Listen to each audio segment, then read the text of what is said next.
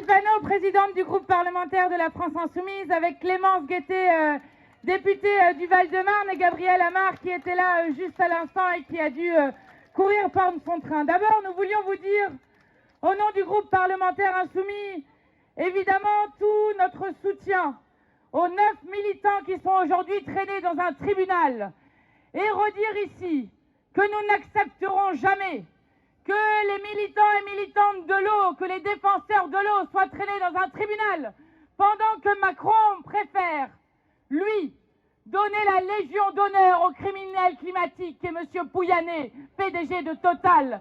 Dans quel pays sommes-nous quand celles et ceux qui luttent dans le sens de ce que disent tous les scientifiques en eau, qui est aujourd'hui en danger et qui est l'enjeu numéro 1 du XXIe siècle.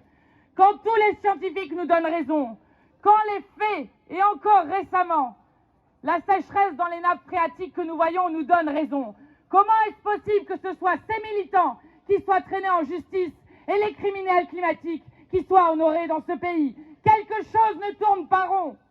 Et si nous sommes d'abord ici, c'est évidemment pour vous donner notre soutien, mais pour dire avant tout qu'il faut une relaxe totale pour ces 9 militants et toutes celles et ceux qui ont aujourd'hui été criminalisés pour leur action syndicale, politique, associative et j'en passe.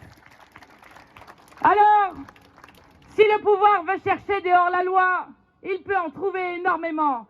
Parce que les seuls qui sont en la loi aujourd'hui, c'est d'abord Emmanuel Macron et son gouvernement, condamnés 2 fois pour inaction climatique, condamné encore récemment pour effondrement du vivant, et c'est la première fois qu'un État est condamné pour cette question. Et enfin, condamné à de multiples reprises sur la qualité de l'air, sans que ce gouvernement ne fasse rien et continue son inaction climatique. S'ils veulent chercher dehors la loi, ils regardent ce que dit l'Organisation des Nations Unies. L'ONU, ce n'est pas n'importe qui. Ce que dit l'ONU sur l'usage disproportionné de la force qui a été faite à Sainte-Soline, avec des armes de guerre, avec une grenade tirée toutes les secondes, et l'ensemble c'est extrêmement grave qu'il y a eu derrière. Eh bien oui, ceci est illégal, et c'est eux qui devraient passer en procès pour cette question-là. De même, quand la LDH pointe qu'à Sainte-Soline, ils ont empêché les secours de venir pendant 1 heure au moins, mettant ainsi des vies en danger, avec des personnes qui se sont retrouvées entre la vie et la mort. Oui, s'ils veulent chercher dehors la loi, qu'ils aillent chercher du côté de leur gouvernement, parce qu'ils mériteraient eux de passer en procès. Et je veux ici saluer la victoire formidable qu'il y a eu pour les soulèvements de la terre cet été. Première victoire d'une importance fondamentale, parce qu'elle rappelle là encore que M. Darmanin et l'ensemble du gouvernement est hors la loi. Lorsqu'en France, on cherche pour la première fois à dissoudre un mouvement écologique, première fois dans l'histoire, eh bien le Conseil d'État a annulé cette décision et nous allons emporter la 2e victoire. Alors, si nous sommes ici, c'est d'abord et avant tout pour dire que oui, nous sommes conscients et conscientes que la guerre de l'eau a commencé et qu'il faut impérativement la gagner. Et que, aujourd'hui plus que jamais, la désobéissance civique est légitime et nécessaire, et c'est ce qu'a montré aussi le Conseil d'État cet été. Alors, je voudrais terminer par 2 choses. La première, c'est que nous savons très bien ce à quoi vont mener les bassines.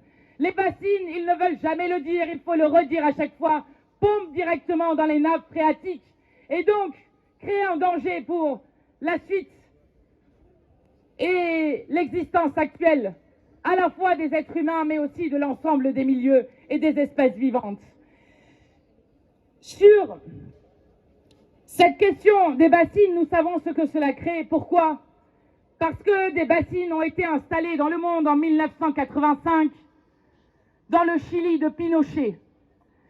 Et que le Chili, qui est le 3e pays au monde, avec la ressource d'eau douce la plus abondante, eh bien, se retrouve aujourd'hui dans une méga sécheresse qui laisse 500 000 familles dépendre de citernes pour pouvoir juste avoir accès à l'eau.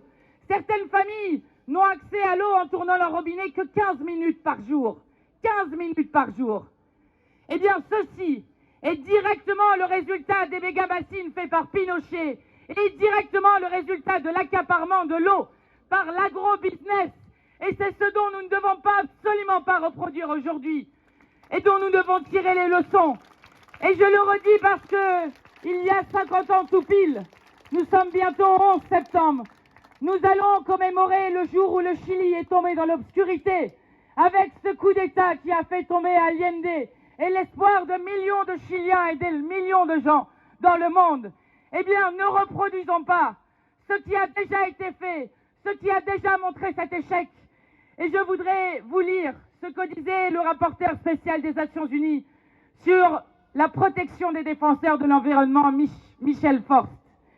Il disait sur les méga-bassines, certes, la manifestation avait été interdite, mais le droit de se réunir pour une cause à laquelle on croit doit pouvoir être préservé.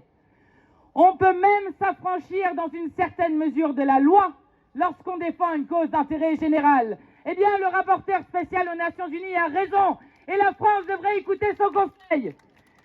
Et je voudrais terminer, puisque nous sommes ici, place de la Brèche à Niort, déjà pour vous remercier toutes et tous pour la force incroyable et le mouvement national que nous donnons à cette manifestation anti-bassine, parce que si on cède ici, alors il y aura des méga-bassines dans l'ensemble du pays. Vous le savez, ici est un point nodal de la résistance pour empêcher que le pays soit couvert de bassines. Donc vous remercie toutes et tous et vous rappelez en étant place de la Brèche cette phrase magnifique que chantait Léonard Cohen. Il disait « Dans toute chose, il y a une brèche et c'est par là qu'entre la lumière. » Merci d'être cette lumière qui permettra à notre pays d'abandonner cette aberration écologique, sociale et démocratique. Merci à vous.